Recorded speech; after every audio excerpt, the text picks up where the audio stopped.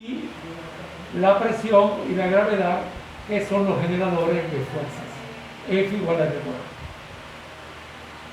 Pero si esta ecuación se hubiese establecido por una ruta muy particular, específicamente una línea de corriente, se simplifica apreciablemente hasta un punto tal que se transforma en una ecuación algebraica, porque es una ecuación diferencial formidable. Para llegar a esa ecuación algebraica hay que establecer una serie de restricciones que ahorita mismo vamos a ver.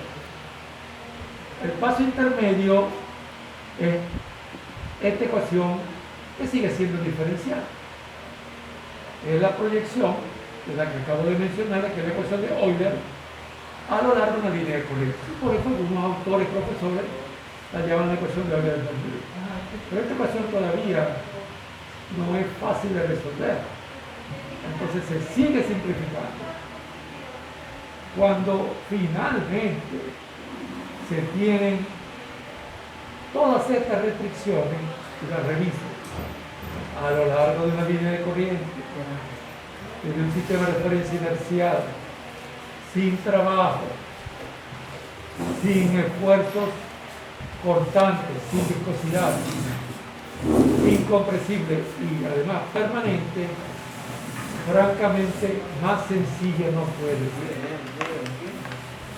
Esta es la solución de esas tremendas ecuaciones de Euler. Digo tremendas, porque la ecuación de Euler es vectorial. Entonces en cada eje hay una ecuación. Pero cuando esa ecuación se evalúa a lo largo de una línea de corriente y con las otras restricciones que aparecen aquí, se transforma en algo muy sencillo, donde aparece un trío cuyos componentes, todos sin excepción, son de naturaleza mecánica: presión, densidad, aceleración gravitacional, elevación y energía cinética, y que además no son conocidos, porque esto representa energía cinética por unidad de masa. Este otro, energía potencial gravitacional por unidad de masa. Y este, así como está, de pronto no lo reconocemos. Pero si recordamos que el inverso de la densidad es el volumen específico, representa el famoso término PV de termodinámica, que es el trabajo de flujo por unidad de masa. Total que estas tres cosas son de naturaleza mecánica, y por eso a esta constante se le llama la energía mecánica o útil. Ahora mismo, dentro de unos minutos, vamos a ver por qué el calificativo de útil. Ese trío es constante a lo largo de una corriente en particular. O sea que supuestamente yo cambio una línea de corriente a otra y cambia la constante. ¿Okay? Ajá. Pero ese trío no se es conocido y hay muchas restricciones. ¿Son esas restricciones tan severas como para impedir que se llegue a resultados prácticos? No. Pero antes, así como se puede escribir o hallar la componente de la ecuación de Euler a lo largo de una línea corriente, se pudiera obtener a lo largo de la dirección normal de la línea de corriente.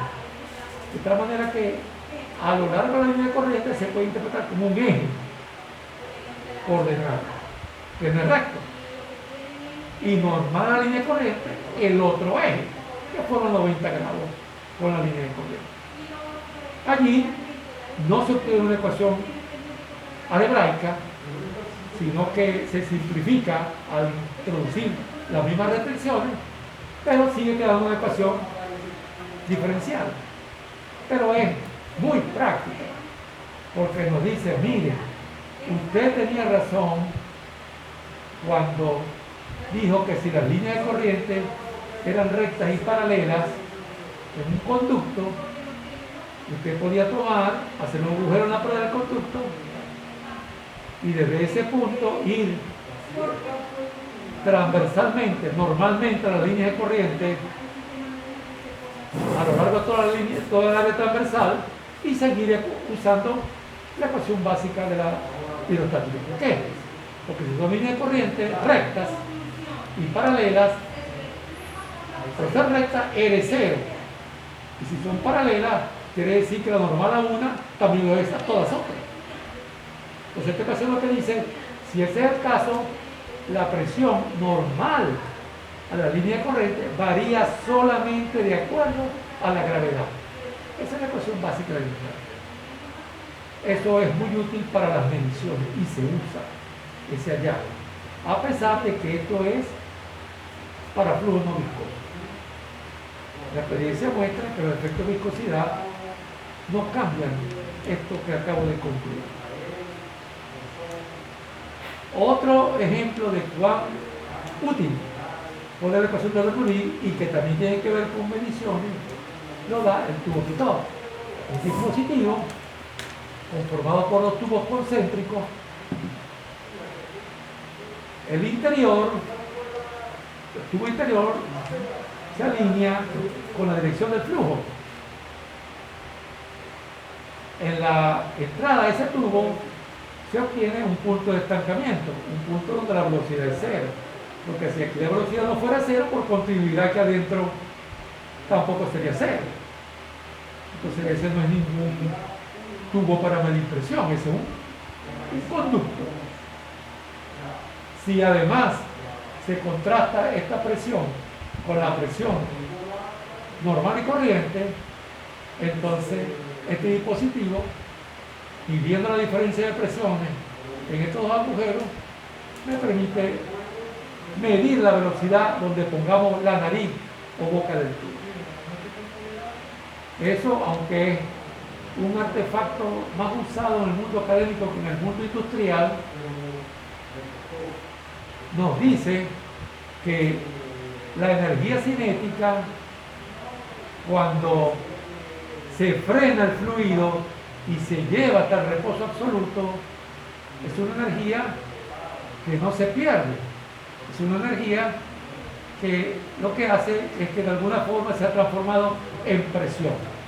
Porque la presión aquí es mayor que la presión acá, como lo demuestra este diagrama con estos dos pisones. Entonces esos son dos ejemplos de cómo unas consideraciones con tantas restricciones pueden dar resultados importantes. Pero quizás lo más importante es lo que viene a continuación. La presencia de ese trío nos alerta, eso está en la primera ley. Existirá una relación entre lo que vimos en termo 1 y lo que aquí estamos viendo en fluido. Porque en termo 1, la primera ley fue producto de la conservación de la energía. Y aquí, fluido gira alrededor de la conservación de la cantidad de movimiento, mejor conocida como segunda ley de Newton. Bueno, revisemos lo que dijimos en termo. Si es un sistema cerrado o masa de control, si la energía cambia con el tiempo, es porque existe el dueto, o uno de los dos del dueto, o los dos, calor y trabajo. Este signo menos, recuerden, es para la convención tradicional. Yo voy a poner más y los resultados siguen siendo iguales. Okay. Aquí vamos a ver dentro de poco que el fluido no se utiliza esta convención. Uno está casi siempre claro si el instrumento va a dar o va a quitar energía. Si la máquina. Las energías que nosotros consideramos en la primera ley son cinética, potencial e interna. Estamos conscientes que existen otros tipos de energía que se pueden liberar. Si es un proceso de combustión, hay energía química que se libera. Si yo tengo gasolina y ella no ha entrado en combustión, bueno, yo la trabajo como si no fuera agua, pues, para arriba y para abajo. Pero si en un momento dado entra en combustión, la cosa es distinta. Ahí se dieron las condiciones para que se libere energía química. Y si vamos más adentro de la materia, porque la energía química tiene que ver mucho con los electrones, si vamos hacia el núcleo del átomo, entonces ahí hay energía nuclear. Esas dos no están aquí.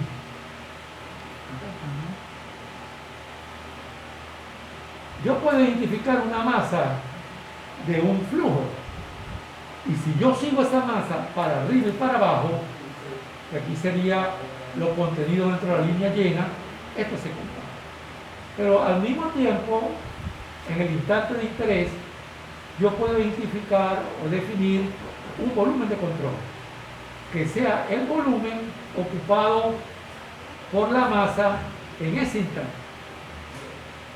Un lapso después, esa masa, como está viajando como la deriva, habrá abandonado parcialmente el volumen. Pero el volumen hace lo que yo le diga. Quédese allí, él se queda para ahí, sin deformarse. Se quiere decir que hubo masa que salió del volumen. Pero así como hubo masa que salió, hay masa que entra. Esa es la diferencia.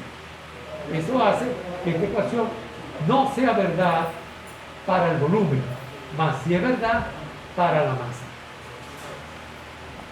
Como ustedes recordarán, el cambio está en el miembro izquierdo. Fíjense, este término lucen muy parecido, pero aquí entra en juego el significado que se le atribuye a la D mayúscula, siguiendo la masa. Esa salió parcialmente y eventualmente salió completamente del volumen. En cambio, este es el cambio de lo que está en el volumen. Son dos cosas distintas. ¿En qué se diferencia?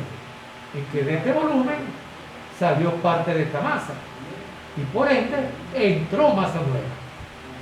Aquí está la masa que entró, aquí falta la S para significar la masa que salió. Esto es casi intuitivo. ¿Qué está diciendo esto? Mire, si yo vía calor y trabajo, voy a hablar en términos genéricos, añado energía, esa energía se puede repartir de la siguiente manera. Una parte de la energía añadida se queda en el volumen y otra parte de la energía añadida salió.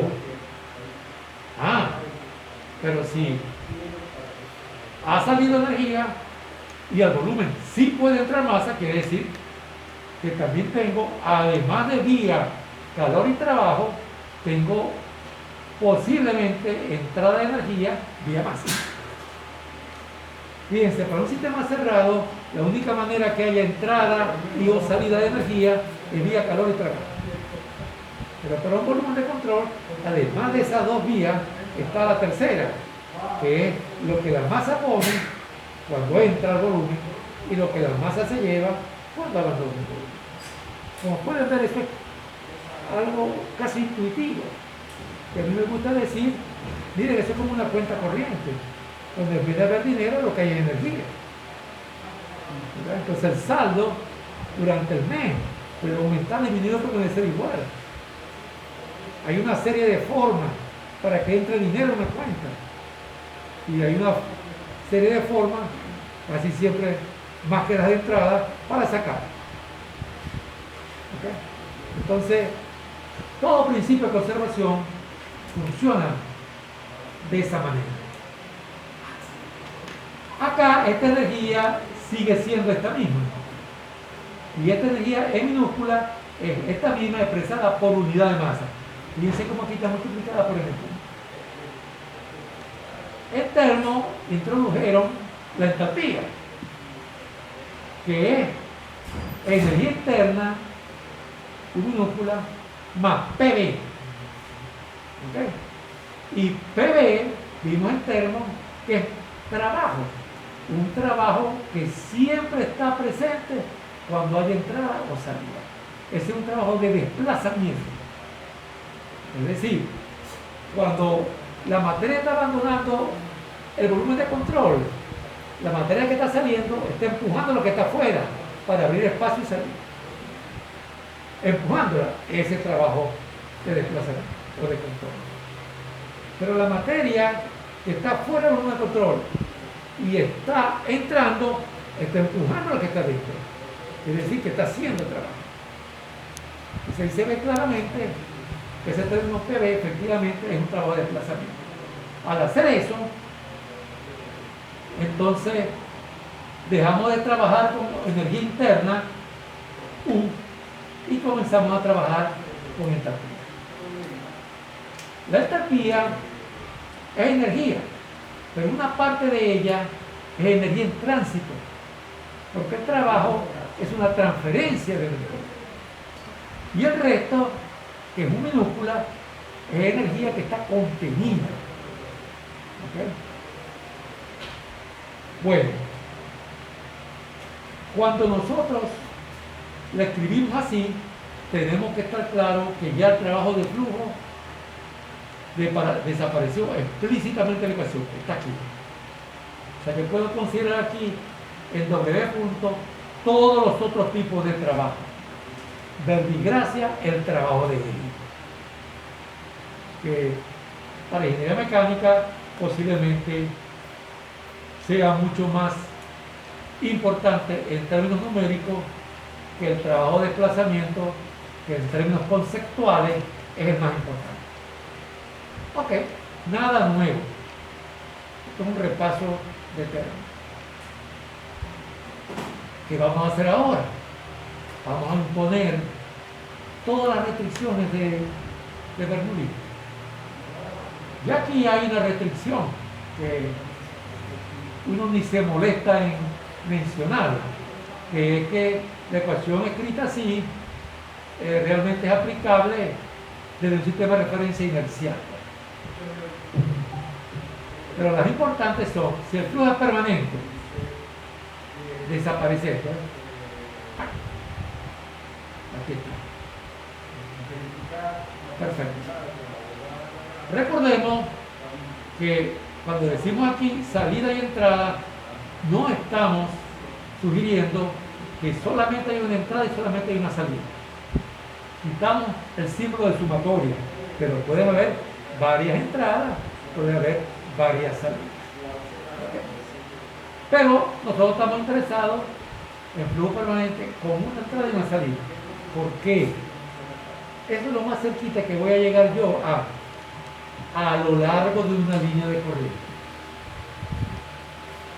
Pero fíjense bien, es una corriente. Una corriente no es lo mismo que una línea de corriente. Una línea de corriente es un concepto que solo existe en nuestra mente, no tiene existencia física. Pero francamente es tan físico que yo lo puedo visualizar. Paradójicamente es algo que yo puedo ver, mas no existe físicamente. Ese no es un hilo, ¿entiendes?, que yo saco ahí de la corriente. Esa es una idea abstracta, pero yo la puedo hacer realidad mediante una técnica de visualización. Pero una corriente sería en todo caso un ramillete de línea de corriente. Además, nosotros le dimos un nombre a eso, tubo de corriente. Si yo pongo un montón de corriente y me la imagino como un ramo, eso se le llama tubo de corriente. Bueno, eso sí nos interesa. Una entrada y una salida.